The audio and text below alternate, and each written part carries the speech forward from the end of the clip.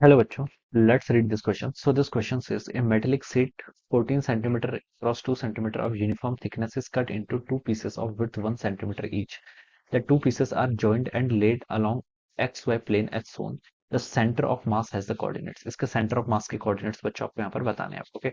तो इस क्वेश्चन का बच्चों की कॉन्सेप्ट आप क्या लिख लीजिए, आपको सेंटर ऑफ मास कैलकुलेट करके बताना है, ठीक है। क्या बताना है आपको, centre of mass will be the key concept this question, okay. Centre of mass यहाँ पर आपको फाइंड आउट करके बताना है, ओके। एक क्या आपके पास मेटेलिक सिस्टम है, ठीक है। इसको हम देखिए डिस्क्रीट मास सिस्टम से सॉल्व करेंगे। एक मेटल शीट है, देखिए जिसकी डायमेंशंस आपको गिवन कर रखी है। ये मान लीजिए आपका क्या है, मेटल शीट्स है, this is a metal sheets, okay. इसके डायमेंशंस क्या है, 14 सेंटीमीटर इंटू 2 सेंटीमीटर। 2 सेंटीमीटर तो बच्चों उसकी क्या आपकी थिकनेस है, ओके, विड्थ बोल सकते हैं। और 14 सेंटीमीटर की आपको क्या गिवन कर रखी है, लेंथ गिवन कर रखी है, ओके। इसको हमने कट कर दिया into two pieces of width 1 centimetre. इसको हमने क्या कर दिया, कट कर दिया, ठीक है। मान लीजिए यहाँ से क्या अबाउट क्या कर लिया होगा, फिर हमने इसको कट कर लिया, ठीक है। It is cut from here, okay. यहाँ से कट कर लेंगे तो देखिए इसके दो पीसेस बन जाएंगे। एक पीसेस आपका ये होगा, ठीक है। इसकी लेंथ कितनी होगी, देखिए लेंथ तो आपकी 14 सेंटीमीटर ही रहेगी, ठीक है। लेंथ आपकी 14 सेंटीमीटर ही रहेगी।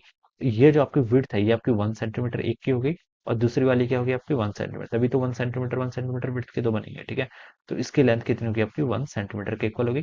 और ये कितना है आपका 14 सेंटीमीटर, ये ऐसे रहेगा, ठीक है। ये दो को हमने ऐसे कर लिया। अब बोल रखा है that two pieces are joint and laid along X Y plane as shown, okay. अब हमने देखिए इसको इस तरीके से जॉइन कर दिया, ठीक है। ये आपकी सिचुएशन ऐसी होगी, ठीक है। इस सिचुएशन को देखिए बच्चों आप कैसे लिख सकते हैं, एक आपकी यहाँ पर आ गई है, ये आपकी इस तरीके से होगी, ठीक है। इसकी लेंथ बच्चों कितनी है आपकी, अब हमने इसको इस तरीके से क्या कर दिया, ज्वाइन कर दिया, ठीक है।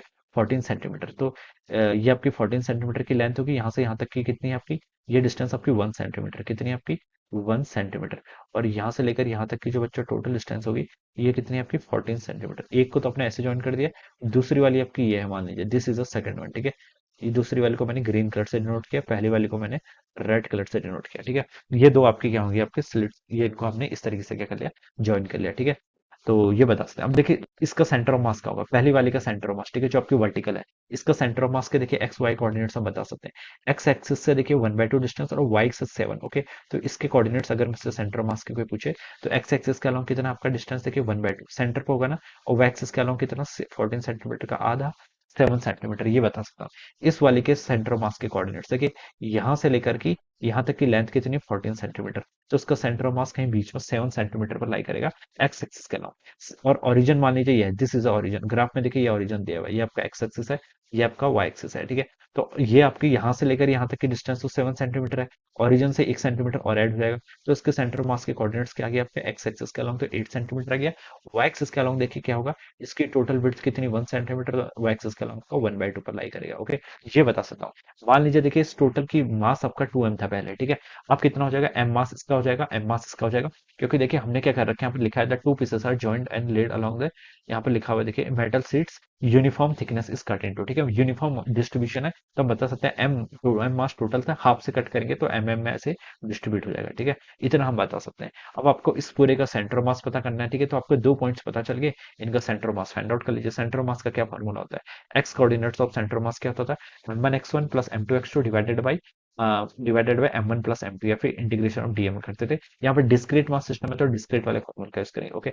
एक्स एक्सिस के अलोंग देखिए क्या कोऑर्डिनेट्स है, एक्स एक्सिस के यहाँ पर है 1/2, कितना मास है m, प्लस दूसरे में देखिए एक्स एक्सिस के कोऑर्डिनेट्स कितने 8 और मास कितना आपका m, ठीक है। Divided by total mass m plus m कितना हो जाएगा 2m के इक्वल। इनको ऐड कर लीजिए, 8 प्लस 1/2 करेंगे तो कितना आएगा 17/2 m, डिवाइडेड बाय डिनोमिनेटर में आपका 2m हो जाएगा।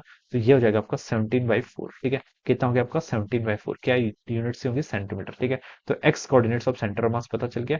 वाई कोऑर्डिनेट्स देखिए बच्चों कितना होगा, वाई कोऑर्डिनेट्स फाइंड आउट करने के लिए क्या लिखेंगे, वाई कोऑर्डिनेट देखिए पहली वाली, इसका वाई कोऑर्डिनेट कितना 7 है, इसका वाई कोऑर्डिनेट्स कितना है 1/2 है। तो अब लिख लीजिए देखिए 1/2 इंटू कितना आपका m, प्लस देखिए कितना आपका दूसरा आपका 7/, ठीक है, 7 into m, ठीक है, डिवाइडेड बाय कितना होगा, टोटल मास आपका 2m के इक्वल हो जाएगा।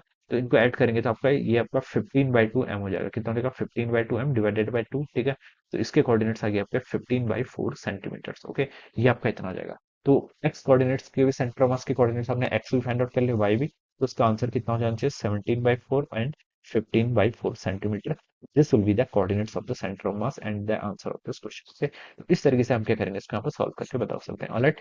सो I hope you all understood this concept, all the best and thank you.